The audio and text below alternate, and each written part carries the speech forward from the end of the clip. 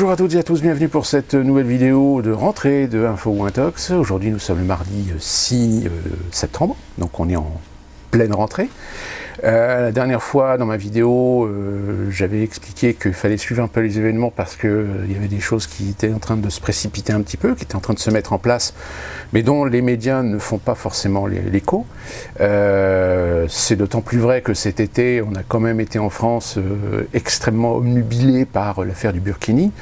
Je rappelle que cette affaire est une affaire qui est partie d'arrêtés passés par des maires, mais qui, s'ils ont passé ces arrêtés-là, c'est tout simplement pour éviter les troubles de l'ordre public, parce qu'il y a une prise de conscience, de terrain, de réalité, que peut-être chacun d'entre vous connaisse, mais qu'évidemment, médiatiquement, idéologiquement, politiquement, il y a une récupération, les pour, les contre, liberté, fraternité, tolérance, droits de l'homme, etc. Et on en est arrivé à un point, aujourd'hui, vous avez même des associations où c'est des groupements, je dirais, de lutte contre l'islamophobie, qui ont fait un buzz sur un restaurateur, je ne sais pas si vous en avez entendu parler, mais un Tremblay en France, où un restaurateur a refusé de servir deux femmes voilées, des voilées bien voilées, hein, et en réalité, c'est avéré que ça ne renie pas le fait que le restaurateur, en effet, a tenu des propos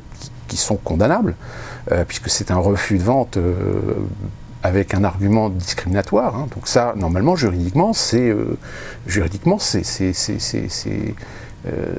peut faire une procédure, hein. Mais il semblerait que ça n'a pas été fait, parce que cette association, donc qui est le CCIF, hein, qui est je crois que c'est le collectif, voilà, c'est le collectif de lutte contre l'islamophobie en France. Ou c'est collectif de la communauté islamique française, ou un truc comme ça.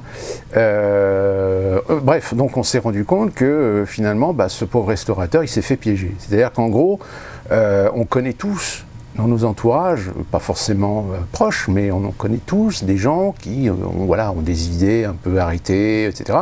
Et donc ces gens-là, on peut les piéger. C'est-à-dire qu'on peut les mettre en face de gens où ils vont, avec une caméra cachée, finalement s'exprimer très ouvertement, mais comme ils ne savent pas qu'ils sont filmés, évidemment ça va faire le buzz. Donc voilà, c'est des pièges. Voilà, finalement, ce serait un piège.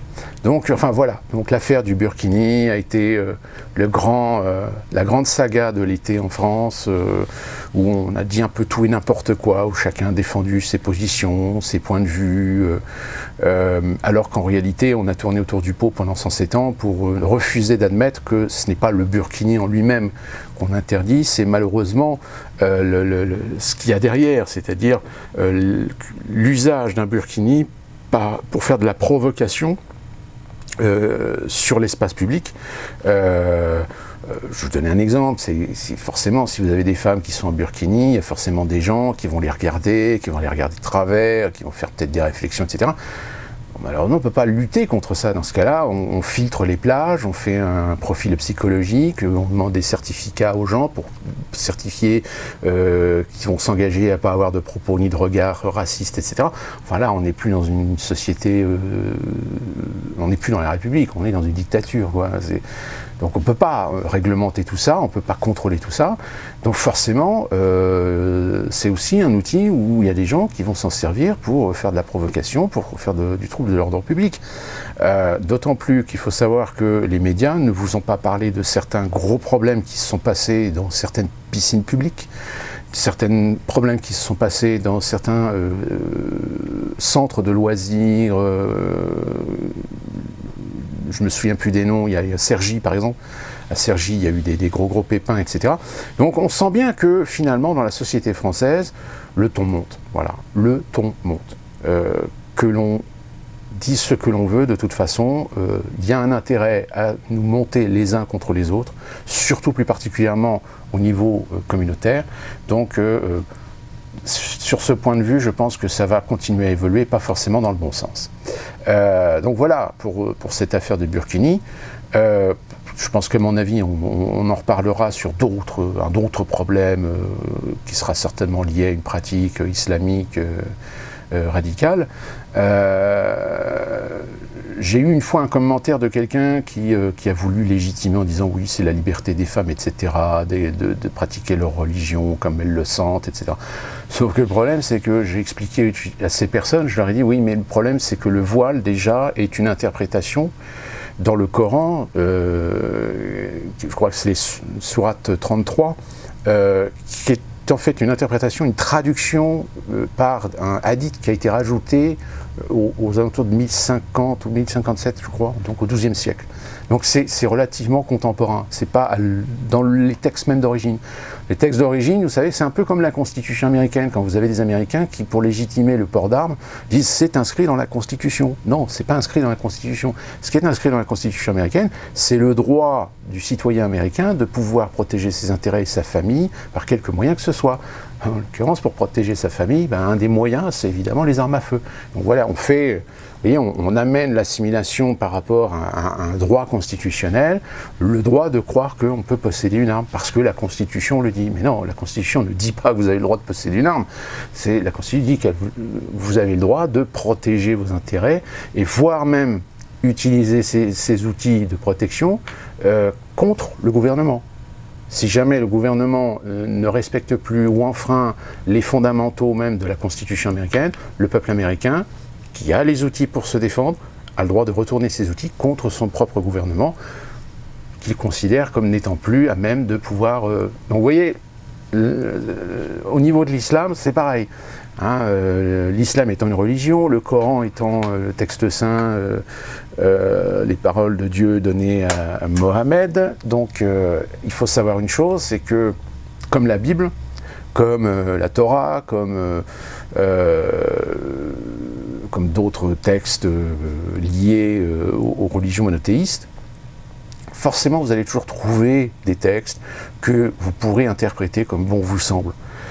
Parce que malheureusement, les textes religieux, on va dire les saintes écritures, comme on dit, sont en fait des textes qui sont normalement prévus pour amener l'individu à faire la part des choses, à être guidé sur une certaine philosophie, pour apprendre le bien, le mal, la vertu, enfin toutes les valeurs fondamentales qui constituent normalement le bien-être humain.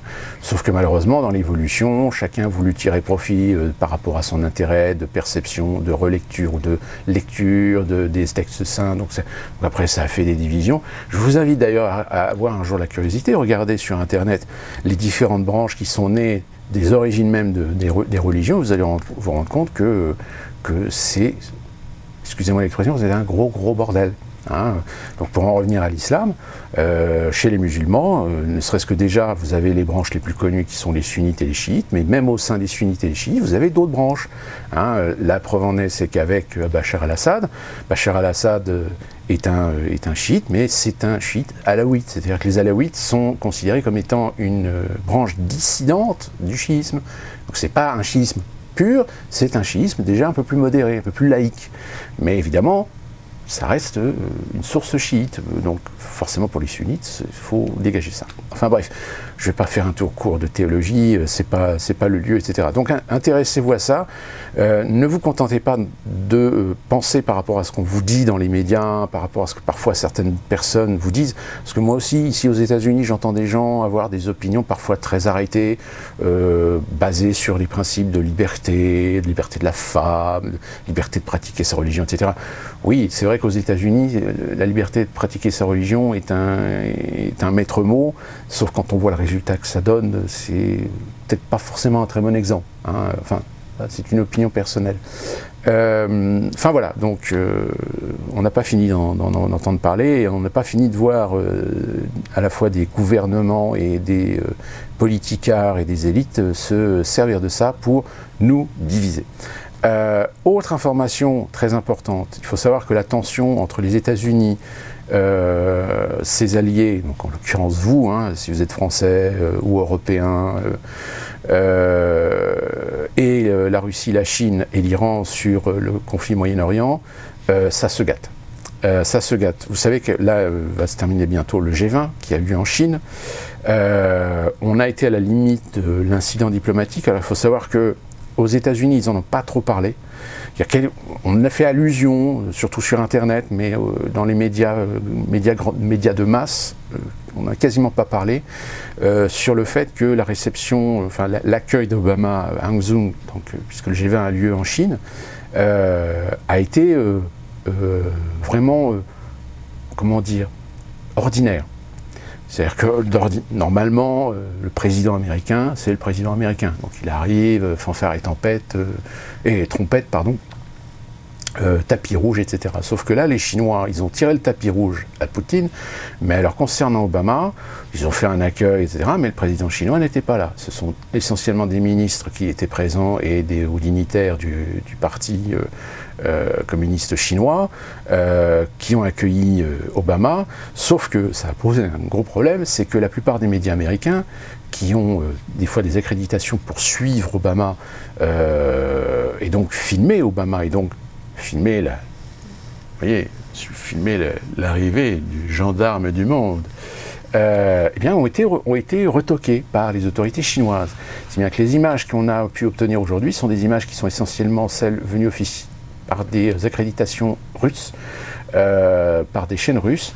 Les chaînes américaines, eh bien, se sont contentées d'images filmées de loin, mais de très loin. C'est-à-dire que la plupart des images qui viennent de licences américaines sont des images presque prises au téléobjectif, tout simplement parce que les autorités bien ont dit non, vous restez à une distance, voilà, et que finalement, mais les autres, ils ont le droit. Il dit oui, mais les autres, on leur a donné le droit. Ah, mais pourquoi les autres, ils ont le droit et pas nous? Et là, les Chinois ont répondu, parce qu'on est chez nous. Tac. Donc, si vous voulez, les médias américains, ils l'ont un petit peu là. Hein, ils n'ont peut-être pas les boules. Non, mais voilà, on n'en a pas trop parlé. On parle plus en ce moment de ce qui, du propos qui a été tenu par le président philippin, comme quoi en tagalog, il aurait dit son of the beach, donc fils de pute, en parlant d'Obama, parce qu'Obama aurait eu un certain manque de courtoisie envers lui, le prenant un petit peu de haut. Et c'est pas la première fois que ça arrive, puisqu'il faut savoir que déjà, je crois que c'était pendant les cérémonies du 70e anniversaire de l'ONU, où le président Obama, je ne sais pas, peut-être que vous avez vu les images sur Internet, où le président Obama dit bonjour, je crois me souvenir que c'est Medvedev, donc le Premier ministre russe, il passe de Medvedev, et juste à côté de Medvedev, c'est Morales, Evo Morales, qui est le président bolivien. Vous savez qu'il y a un différend aujourd'hui politique, idéologique avec la Bolivie et les États-Unis. Et en fait, il passe complètement à côté. C'est-à-dire qu'il ne dit pas bonjour à Morales. Donc voilà, c'est le genre de choses qui passe mal. Et qui passe tellement mal que là, on vient d'apprendre, lundi, donc hier, que la Bolivie vient de signer un accord de coopération militaire avec les Russes.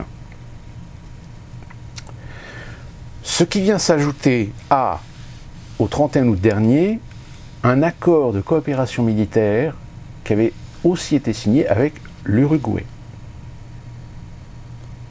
Sans compter, je ne sais plus quel pays, qui a reçu du matériel, enfin qui a acheté du matériel militaire russe, affirmant bien évidemment ses relations assez étroites avec la Russie. Je tiens quand même à préciser que ces pays font partie du continent américain. C'est-à-dire que là, on est dans une situation encore pire que ce qu'a été les États-Unis à l'époque de la guerre froide, lorsqu'en 1962, on a connu la crise de Cuba. Vous savez, les fameux missiles que les Russes ont voulu installer à Cuba, à quelques encablures des côtes de Floride, qui a failli faire basculer le monde dans une troisième guerre mondiale.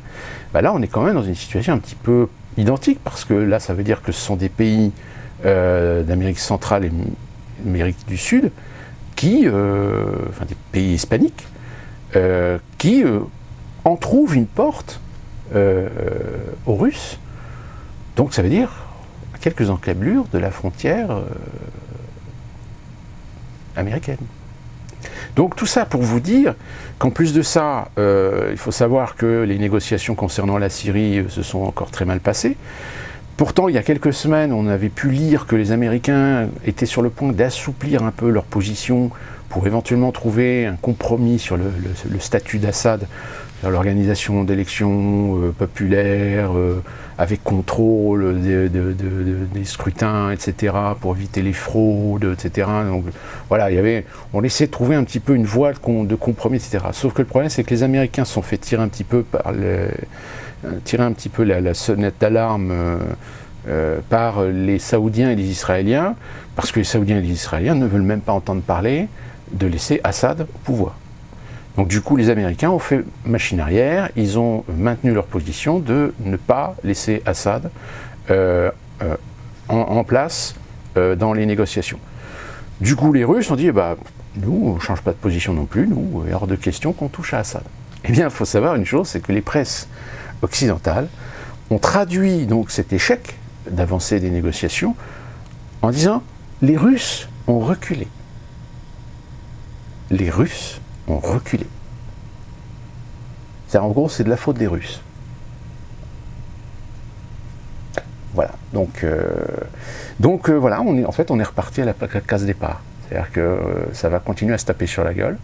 Sans compter qu'actuellement, en train de se préparer, en train de se positionner certaines choses en Ukraine. Donc d'ici que l'Ukraine, on en entend de nouveau parler dans les médias avant la fin de l'année, il n'y a pas des kilomètres. Le seul problème actuellement, c'est qu'il faut savoir que tout doit être un petit peu en stand-by. Pourquoi tout doit être en stand-by? Parce qu'on est obligé d'attendre le mois de novembre, sélection américaine, et le mois de janvier, l'investiture. L'investiture, évidemment, il y a peu de chances qu'on se trompe en disant que ça sera Hillary Clinton qui sera élue. Donc attendez-vous qu'à partir du mois de janvier, donc à partir du moment où Hillary Clinton sera élue et donc investie à la Maison-Blanche au mois de janvier, attendez-vous qu'à partir du mois de janvier, les choses s'accélèrent. On peut considérer qu'on peut être tranquille, c'est-à-dire qu'il va y avoir peut-être des soubresauts, des escarmouches, des esbroufs, mais qu'on va temporiser, etc., pour attendre le mois de janvier que la Maison-Blanche soit dotée de sa va-t-en-guerre de Hillary Clinton.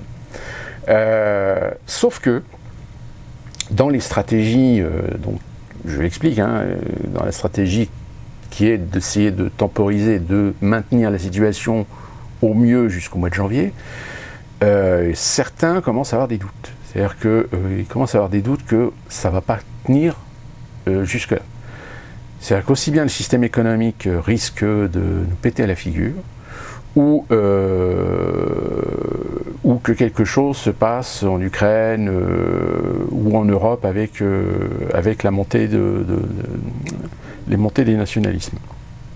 Puisque je le rappelle, on vient d'apprendre il y a quelques jours que les élections régionales en Allemagne, Angela Merkel et son parti, le CDU, se sont pris une grosse claque en étant relayés à la 3e place, dans le fief même de Merkel, dépassé par le CFD, l'AfD, je ne sais plus, qui est le parti nationaliste allemand. Donc voilà, ça va être assez étroit comme situation. Les risques sont réels, en sachant que, évidemment, surtout sur le plan économique, depuis quelque temps, on a pu constater qu'il y a eu des décisions de prise concernant, une nouvelle fois, des injections de liquidités. La Fed a invité la Bank of Japan à faire de la planche à billets. Là, on a appris que la Chine a fait également une réinjection de liquidités dans son système économique parce que les résultats ne sont pas du tout très très bons. La Banque royale d'Angleterre a également fait de l'injection de liquidités. La BCE a annoncé encore aussi des rachats, des rachats massifs. Enfin, là, on continue à vous endetter, puisque tout ça, ça coûte évidemment de l'argent, parce que quand on injecte comme ça les liquidités, c'est pas gratuit, quoi. Forcément, ça a des conséquences. Donc voilà, on essaie de maintenir le Titanic économique mondial à flot, même si on sait qu'il est en train de prendre l'eau. Et de ce fait, on est dans une situation où ça peut éventuellement péter, peut-être dans une semaine, dans un mois, dans 2 mois, avant que Hillary Clinton soit investie à la Maison-Blanche. Mon opinion personnelle, je vais vous la donner. Une fois investi au mois de janvier, je suis à 80% de chance qu'à mon avis, dans les 6 mois qui vont suivre l'investiture de Hillary Clinton, il y a des chances qu'il y ait un 11 septembre, un nouveau 11 septembre, voire un 11 septembre multiplié par 10.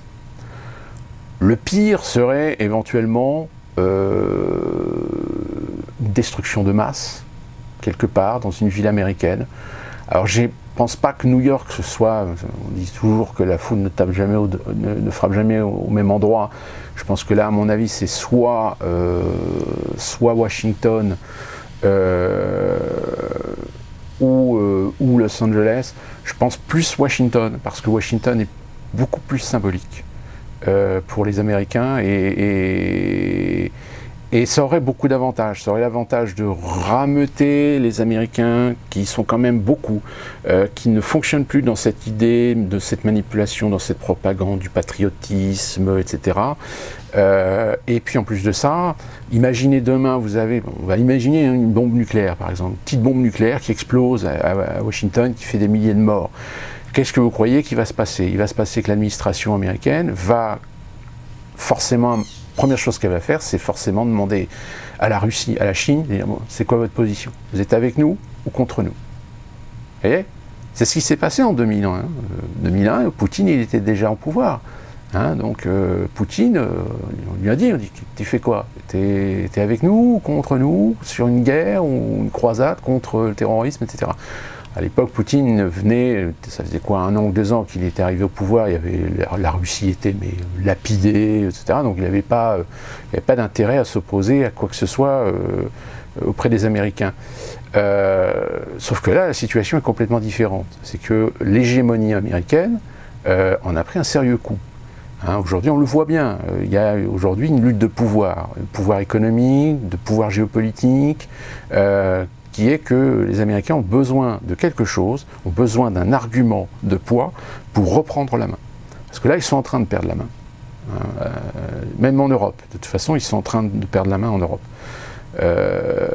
Donc voilà, un nouveau 11 septembre serait l'idéal pour, rameuter les dissidences de certains pays pour pousser tout le monde à aller faire une croisade au Moyen-Orient. Et l'autre avantage, ça peu de gens le savent, c'est que si au niveau des Nations Unies, les États-Unis font exactement comme ils ont fait avec l'Irak et avec l'Afghanistan, c'est à partir du moment où ils déclarent la guerre à un pays, les remboursements de dettes sont arrêtés, sont suspendus. C'est-à-dire, par exemple, demain, la France suit les États-Unis dans une coalition en déclarant la guerre à la Syrie, par exemple. Hein, les dettes sont suspendues. Ça arrangerait beaucoup de monde. Sauf que ça serait que du court terme, parce qu'évidemment, une guerre au Moyen-Orient, alors, dans un premier temps, sur du court terme, ça ferait exactement comme pratiquement toutes les guerres, que ce soit la guerre du Vietnam, etc. C'est-à-dire que ça va permettre à des gens de s'en mettre plein les fouilles, ça va permettre à des banques nationales à faire des planches à billets à tire-larigot pour financer la situation de guerre, etc. Sauf que ça ne va pas durer ad vitam aeternam. Donc il va y avoir un moment donné où ça va coincer. Mais comme on est dans une situation à l'heure actuelle où on ne pense plus au moyen ou long terme, on pense sur du court terme. Donc, fatalement, ça va poser un problème que ce qu'on est aujourd'hui dans la crainte de voir arriver ne sera que repoussé. La pire des situations, ce serait évidemment une troisième guerre mondiale. Alors, il y en a qui y pensent. Sauf que le problème, c'est qu'une troisième guerre mondiale pourrait être éventuellement supplantée par des mouvements populaires. C'est-à-dire que là, les gouvernements dans certains pays finissent par tomber par des révolutions. En Europe, plus particulièrement, c'est une crainte. Même si pour l'instant, ça peut paraître utopique et ça peut paraître un peu abstrait, vu qu'on est quand même sur 85-90% de gens qui ne sont pas forcément très motivés à défendre leurs intérêts. Il suffit de voir ce que la loi travail, malheureusement, a donné. C'est-à-dire que même s'il y a eu beaucoup, même des millions de gens qui sont déplacés dans les différentes manifestations, finalement, ça n'a pas empêché le gouvernement de faire passer sa loi, hein. Donc moi je suis désolé, mais un gouvernement qui réussit à passer une loi au forcing, qui en plus est une loi qui va condamner des acquis, ou transférer, on va dire, hein, des acquis, forcément ça ne peut qu'apporter cette idée de se dire bah, finalement on est que des moutons et que bah, ils peuvent continuer à faire tout ce qu'ils veulent.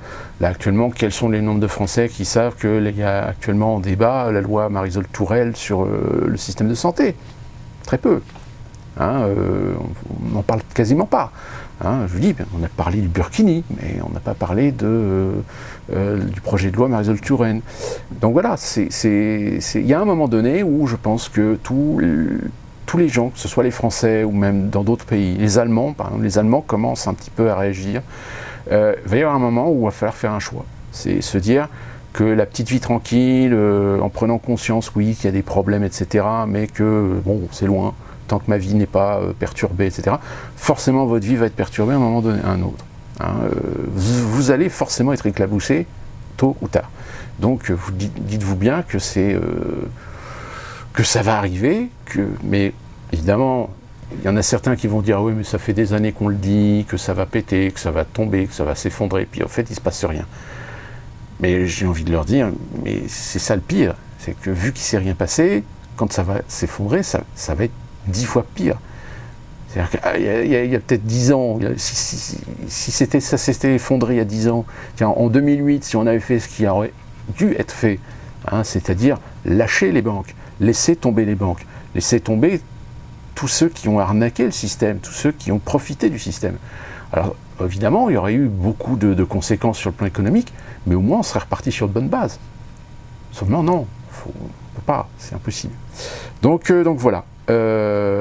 Donc affaire à suivre, parce que je pense que très sincèrement les élections de novembre vont être assez costauds, parce que comme je l'ai déjà expliqué dans une vidéo, vous pourrez regarder précédemment, ne croyez pas les sondages, ne croyez pas ce que les médias vous disent, parce que il y a une ignorance totale sur la réelle capacité, le réel potentiel électoral des candidats à l'heure actuelle.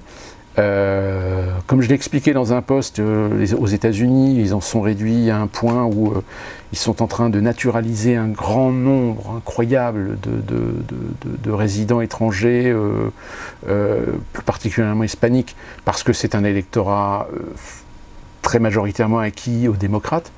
Ce qui d'ailleurs, la conséquence, c'est que quasiment tous les dossiers d'immigration ont des retards, mais considérables. Pour vous donner un exemple, personnellement, normalement, il y aurait déjà depuis un an que j'aurais dû être en statut permanent, mais je viens juste de recevoir mon statut permanent, parce que ils m'ont mis en stand-by pendant presque un an. Il y a pire, hein, il y a des ressortissants étrangers qui attendent, que leur dossier soit traité, il y a 2 ans de retard. Donc je m'estime encore heureux. Donc voilà, suivez bien l'actualité. Difficile de prévoir ce qui va se passer parce que les choses vont très très vite et que le moindre étincelle peut faire chambouler tout en l'espace de quelques secondes.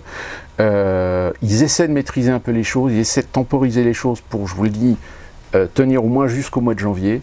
Mais les risques que ça peut éventuellement basculer avant cela sont possibles.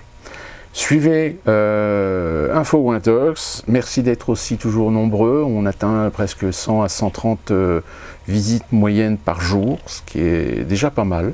Je rappelle, je ne touche absolument aucun centime sur ce blog, je n'ai absolument aucun espace vendu ou rien, tout est gratuit.